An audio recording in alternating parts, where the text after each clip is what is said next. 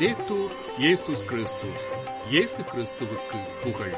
தமிழ் கூறும் நல்லுலகில் வாழும் அனைத்து அன்புள்ளங்களுக்கும் வத்திக்கான் வானொலியின் வணக்கம்.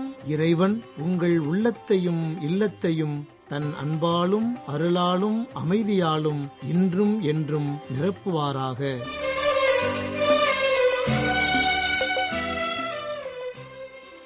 அன்பு நேயர்களே, வத்திக்கான் வானொலி இன்று உங்களுக்கு வழங்க இருப்பவை தடம் தந்த தகைமை மற்றும் பல்சுவை.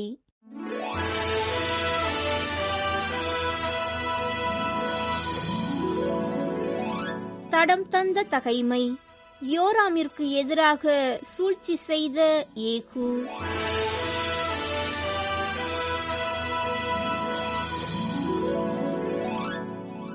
ஏகு தன் தலைவரின் ஊழியர் கூடியிருந்த இடத்திற்கு வந்தான். அவர்கள் அவனை நோக்கி, நல்ல செய்திதானா என்று கேட்டனர். அதற்கு அவன் யாரென்றும் அவன் சொன்னது எதுவென்றும் உங்களுக்கு தெரியுமே என்றான்.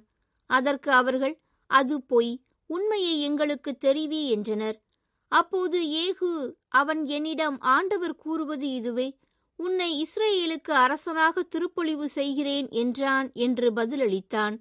இதை கேட்டவுடன் அவர்கள் அனைவரும் விரைந்து தம் போர்வையை கழற்றி அவற்றை வெறுமையாயிருந்த படிகளில் விரித்து எக்காளம் ஊதி, ஏகுவே அரசர் என்று முழங்கினர்.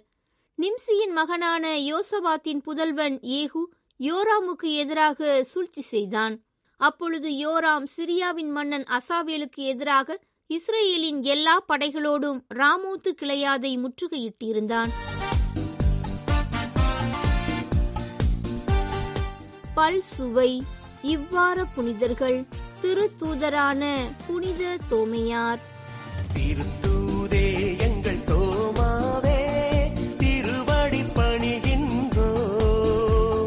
திரண்டு வரும் மாந்தருக்கு திருவருள் தந்தருளும் தயவா. அன்பு நேயர்களே, இன்றைய நம் பல்சுவையில் ஜூலை மாதத்தின் முதல் வாரத்தில் நாம் நினைவு கூறும் புனிதர்களான புனித ஜுனிஃபெரோ செர்ரா, புனிதர்கள் புரோசிசஸ் மற்றும் மார்டீனியன், திருத்தூதரான புனித தோமையார், போர்த்துகல் நாட்டு தூய எலிசபெத், புனித அந்தோனி ஜக்கரியா, புனித மரிய கொரட்சி பற்றி நாம் காண இருக்கின்றோம்.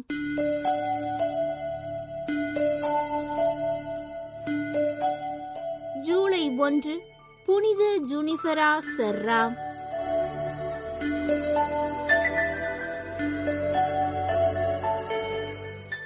ஜுனிஃபெரோ செர்ரா ஒய்ஃபெரர் என்ற இயற்பெயர் கொண்ட இவர் இஸ்பானியத்தை சார்ந்த ரோமன் கத்தோலிக்க குருவும் பிரான்சிஸ்கன் சபையின் துறவியும் ஆவார். பஜா கலிபோர்னியாவில் ஒரு மறைப்பணி சமூகத்தை நிறுவிய இவர் கலிபோர்னியாவின் மொத்தம் உள்ள 21 மறைப்பணி சமூகங்களில் முதல் 9 நிறுவிய பெருமைக்குரியவர். மிகுவேல் ஜோசப் செர்ரா ஐஃபெரார் என்னும் இயற்பெயர் கொண்ட இவர் ஸ்பெயின் நாட்டின் கடலோர தீவான மஜோர்காவின் ஃபெத்ரா எனும் கிராமத்தில் 1713 ஆண்டு நவம்பர் மாதம் 24 பிறந்தவர். செர்ராவின் தந்தை பெயர் அந்தோனியோ நடல் செர்ரா, தாயார் மார்கரீட்டா ரோசா செரர் ஆவர். இவர் பிறந்த சில மணி நேரத்திலேயே இவருக்கு திருமுழுக்கு அருளடையாளம் வழங்கப்பட்டது. இவர் பெற்றோருக்கு பிறந்த முதல் 2 குழந்தைகளும் குழந்தை பருவத்திலேயே இறந்து போக 3ஆவதாக இவர் பிறந்தார். இவர் மஜோர்கா தீவின் மொழியான கேடலன் மொழியினை தாய்மொழியாகவும் காஸ்டிலன் இஸ்பானிய மொழியை 2ஆம் மொழியாகவும் கற்றுக்கொண்டார்.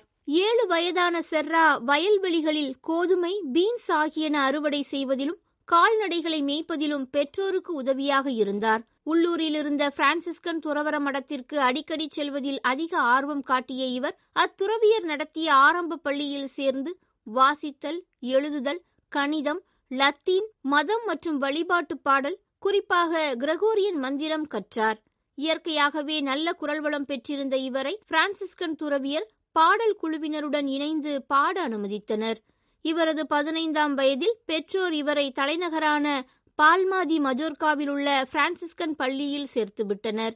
அங்கே அவர் தத்துவியல் கற்று 1 வருடத்திற்கு பின் பிரான்சிஸ்கன் சபையின் புகுநிலை துறவியாக இணைந்தார். செர்ரா 35 வயது வரை வகுப்பறைகளிலேயே தமது காலத்தை கழித்தார். ஆரம்பத்தில் இறையியல் மாணவராகவும் பின்னர் பேராசிரியராகவும் புகழ்பெற்று திகழ்ந்தார். தென் அமெரிக்காவில் புனித பிரான்சிஸ் சொலோனாவின் மறைப்பணிகளை பற்றி கேள்வியுற்றிருந்த செர்ரா அவர்கள் அவர் போலவே தாமும் மறைப்பணியாற்ற விரும்பினார். அதனால் அனைத்தையும் விட்டுவிட்டு கடல் பயணமாக கப்பலில் பயணித்து மெக்சிகோ நாட்டின் வெரா துறைமுகம் வந்தடைந்தார். செர்ரா தனது வாழ்நாளில் 6000க்கும் அதிகமான மக்களுக்கு திருமுழுக்கு அருள் அடையாளத்தையும் 5000க்கும் அதிகமான மக்களுக்கு உறுதி பூசுதல் திருவருள் அடையாளத்தையும் அளித்தார். இவருக்கு திருத்தந்தை 2ஆம் ஜான் பால் அவர்கள் 1988ஆம் ஆண்டு செப்டம்பர் 25ஆம் நாளன்று முக்தி பேறு பட்டம் அளித்தார். திருத்தந்தை பிரான்சிஸ் அவர்கள் 2015ஆம் ஆண்டு செப்டம்பர் 23ஆம் நாளன்று இவரை புனிதராக அருள்பொழிவு செய்வித்தார்.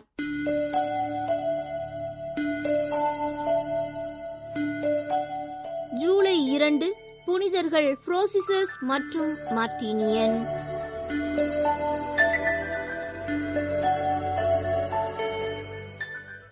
முதலாம் நூற்றாண்டில் திருத்தூதர்கள் ஆயிரக்கணக்கான மக்களை கிறிஸ்துவுக்குள் மனம் மாற்றினார்கள். அவர்களின் பெரும்பாலானோர் சாதாரண மக்கள். இவர்கள் கிறிஸ்துவை பற்றி அறிந்து அவரை தங்கள் வாழ்வில் ஏற்றுக்கொண்டனர். மரபு வழி கதைகளின்படி ரோமை நகரில் நீரோ மன்னன் ஆண்ட காலத்தில் மெமர்டைன் சிறைச்சாலையில் புரோசிசஸ் மற்றும் மார்டினியன் என்பவர்கள் ரோமை காவலர்களாக இருந்தனர். ரோமையர்கள் பழங்கால கிறிஸ்தவர்களை துன்புறுத்தி சிறையில் அடைத்தனர். இதனால் மெமர்டைன் சிறைச்சாலை குற்றவாளிகளாலும் கிறிஸ்தவர்களாலும் நிரம்பியிருந்தது. அக்காலத்தில் பழங்கால கிறிஸ்தவர்களுடன் தொடர்புடைய மக்களைப் போல புரோசிசஸ் மற்றும் மார்டினியன் இயேசுவின் நற்செய்தியால் ஈர்க்கப்பட்டார்கள். அவர்கள் கைதிகளை காவல் காக்கும் பொழுது இயேசுவை பற்றி அதிகம் கேள்விப்பட்டு அவர்கள் கிறிஸ்துவை முழுமையாக நம்பினார்கள். திருத்தூதர் பேதுரு திருத்தூதர் பவுலுடன் மெமர்டைன் சிறையில் அடைக்கப்பட்டிருந்த போது இவர்களுக்கும் மனம் திரும்பிய மற்ற கைதிகளுக்கும் திருத்தூதர் பேதுரு திருமுழுக்கு கொடுத்தார். சிறை காவலர் தலைவர் புரோசிசஸ் மற்றும் மார்டினியன் மனம் மாறியதை அறிந்து அவர்களிடம் இயேசுவை மறுதலித்து ஜூபிட்டர் எனும் வேற்று தெய்வ சிலையை வணங்குமாறு கட்டாயப்படுத்தினான். அவர்களோ உண்மையிலேயே தாங்கள் கிறிஸ்தவர்கள் என்று கூறி சிலையின் மீது துப்பினார்கள். சிறைச்சாலை தலைவன் இப்புனிதர்களின் நம்பிக்கையை கண்டு அவர்களை சித்திரவதை செய்து அவர்கள் காவல் காத்து வந்த அதே சிறைச்சாலையில் அவர்களை அடைத்து வைத்தான். சில நாட்களுக்கு பின் திருத்தூதர் பேதுருவும் பவுலும் அடைந்த மரண தீர்ப்பை இவர்களும் பெற்று கொலை செய்யப்பட்டார்கள். இயேசுவை பற்றி அறிந்து புரோசிஸ் மார்டினியன் மனம் மாறியதைத் தொடர்ந்து மெமரிடன் சிறைச்சாலையில் மேலும் பல குற்றவாளிகள் மனம் திரும்பினர்.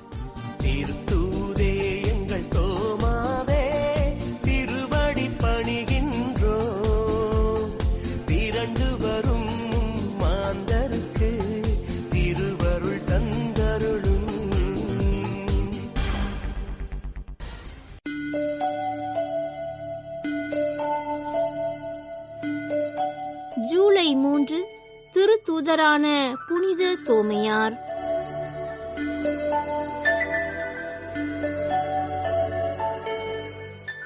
புனித தோமையார் இயேசு தமது நற்செய்தி பணிக்காக தேர்ந்தெடுத்த 12 திருத்தூதர்களில் ஒருவர். இந்தியாவில் இயேசுவின் நற்செய்தியை முதலில் அறிவித்தவர் இவரே என்று பழங்கால கிறிஸ்தவ மரபும் ஏடுகளும் சான்று பகர்கின்றன. கேரளாவில் வாழும் தோமையார் கிறிஸ்தவர்களும் இதற்கு சான்றாக உள்ளனர். பாலஸ்தீன் நாட்டின் கலிலேயா பகுதியில் தோமா பிறந்தார். இவரது தந்தை படகு கட்டும் தொழில் செய்து வந்ததாகவும் தோமாவும் அதே தொழிலையே செய்து வந்ததாகவும் பழங்கால மரபு கூறுகிறது. இவர் கல்வி அறிவு பெற்றவர், தச்சு வேலை செய்தவர், மீனவர்கள், தச்சு தொழிலாளர்கள் ஆகியோரோடு நெருங்கி பழகி வந்தவர் என்றும் அறிகின்றோம். எந்த ஒன்றின் உண்மை நிலையையும் கேள்வி கேட்டு தெளிவுபடுத்திக் கொள்ளும் குணம் கொண்டவராக இருந்தார். இயேசுவின் நெருங்கிய உறவினர் என்றும் இயேசுவை போன்ற தோற்றம் கொண்டிருந்ததே இவர் திதேமோஸ் என்று அழைக்கப்பட காரணம் எனவும் சில குறிப்புகள் கூறுகின்றன. இவர் திருத்தூதர் பிலிப்பு மூலம் இயேசுவுக்கு அறிமுகமானதாகவும் சிலர் கூறுகின்றனர். தோமா கிபி 52ஆம் ஆண்டு இந்தியாவிற்கு பயணித்தார். முசிறி துறைமுகம் வந்தடைந்தார். தோமாவின் பணிகள் என்ற நூல் கிபி 2ஆம் நூற்றாண்டில் சிரியாக் மொழியில் எழுதப்பட்டது. இயேசுவின் உயிர்ப்புக்கு பிறகு தோமா இந்தியாவுக்கு வந்து நற்செய்தி அறிவித்து உயிர் துறந்தது குறித்த வரலாற்று குறிப்புகளுடன் கூடிய கதையை வழங்குகிறது இந்த நூல். இயேசு உயிர்த்தெழுந்து விண்ணகம் சென்ற பிறகு அவரது சீடர்கள் எந்த நாட்டிற்கு சென்று பணியாற்ற வேண்டும் என்பது குறித்து சீட்டு போட்டு பார்த்தனர். அப்போது தோமாவுக்கு விழுந்த சீட்டில் இந்தியாவின் பெயர் வந்தது. அதிக தொலைவில் உள்ள இந்தியாவுக்கு செல்ல அவர் விரும்பவில்லை.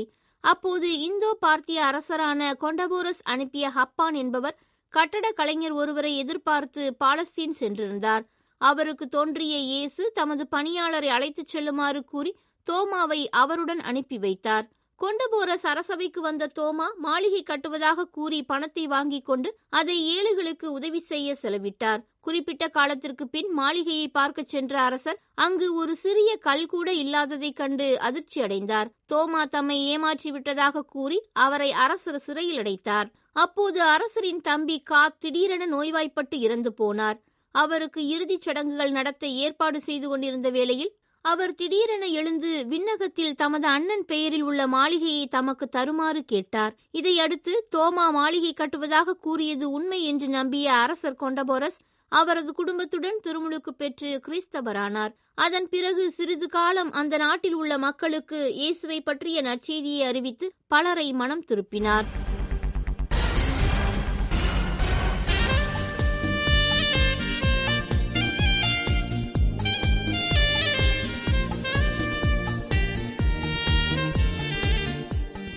சென்னையில் உள்ள புனித தோமையார் மலையே தோமா குத்தி கொலை செய்யப்பட்ட இடம் என்றும் சாந்தோம் ஆலயம் உள்ள இடத்திலேயே அவர் அடக்கம் செய்யப்பட்டார் என்றும் மரபுகள், வரலாற்று குறிப்புகள் மற்றும் அகழ்வாய்வுகள் எடுத்துரைக்கின்றன.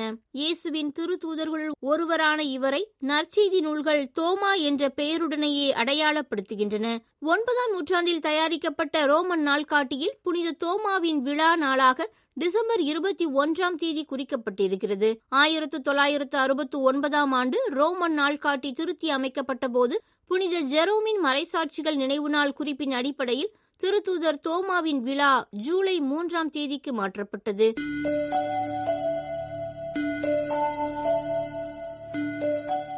ஜூலை 4 போர்த்துகல் நாட்டு புனித எலிசபெத்.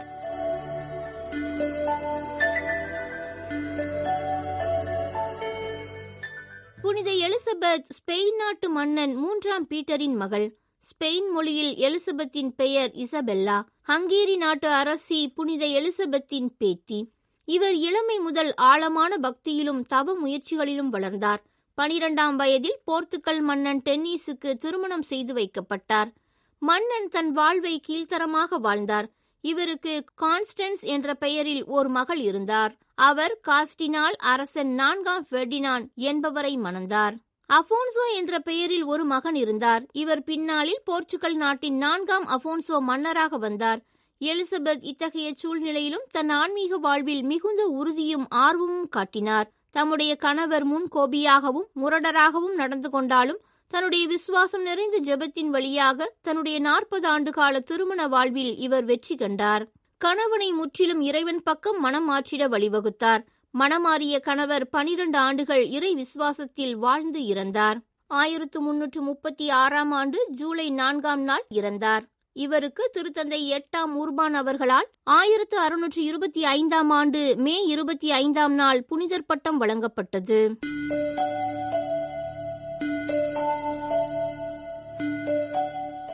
ஜூலை 5 புனித அந்தோணி சக்கரியா.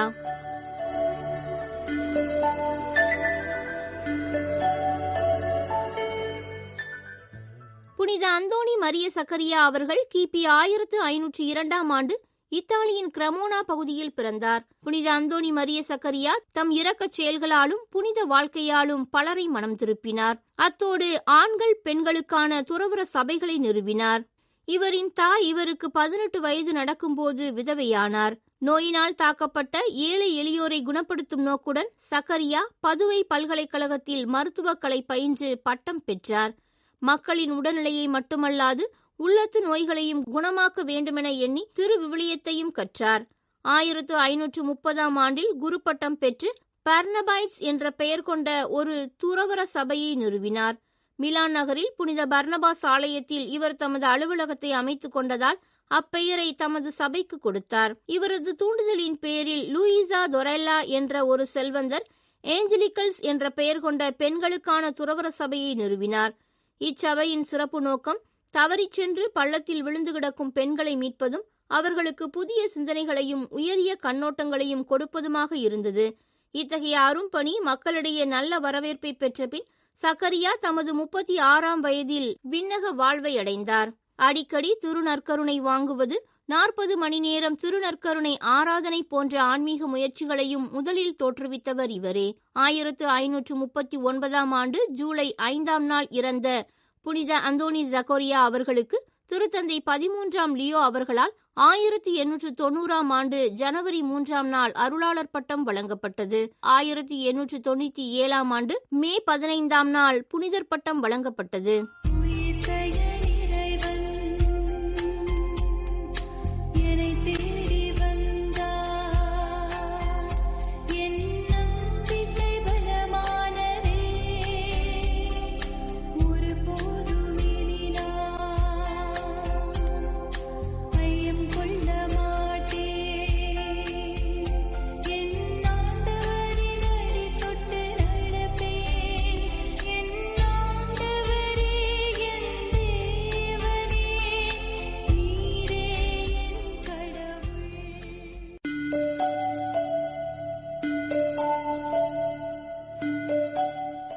ஜூலை 6 புனித மரிய கொரட்சி.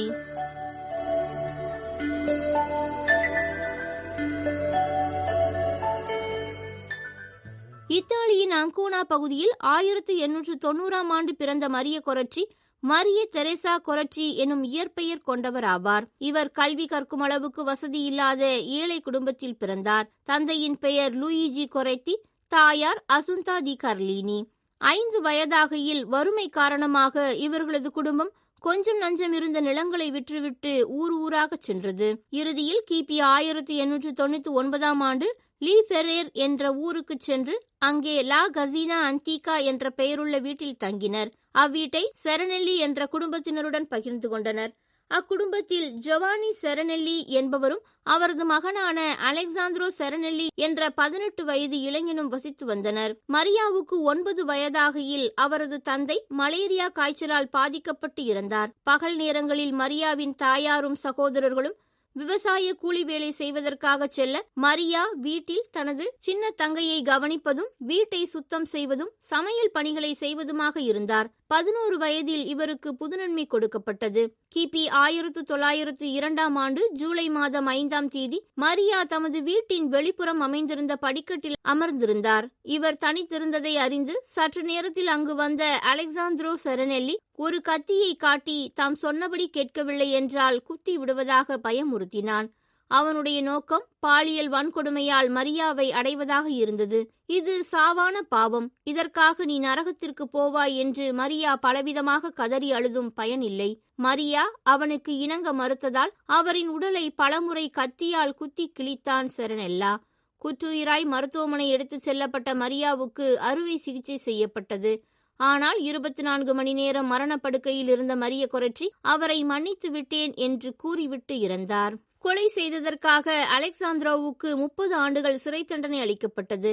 பல காலமாக மனம் திரும்ப மனமில்லாதிருந்த அலெக்சாந்திரோ மரிய கொரட்சி விண்ணினின்று மலர்களை தன் கை நிறைய கொடுத்ததாக கனவு கண்டதாகவும் அதனால் மனமாற்றம் அடைந்ததாகவும் அறிவித்தான். 27 ஆண்டுகளுக்கு பின்னர் அவன் சிறையிலிருந்து விடுதலை பெற்றான். அப்போது மரியாவின் தாயிடம் சென்று மன்னிப்பு கேட்டான். மன்னிப்பு பெற்ற அலெக்சாந்திரோ தமது இறுதி நாட்களில் கபூச்சின் 3ஆம் சபையின் பொதுநிலை துறவியாக வாழ்ந்து கிபி 1970 ஆண்டு காலமானார். மரிய கொரட்சி இறந்து 45 ஆண்டுகளுக்குள் மரியாவுக்கு திருத்தந்தை 12ஆம் பயஸ் புனிதர் பட்டம் அளித்தார்.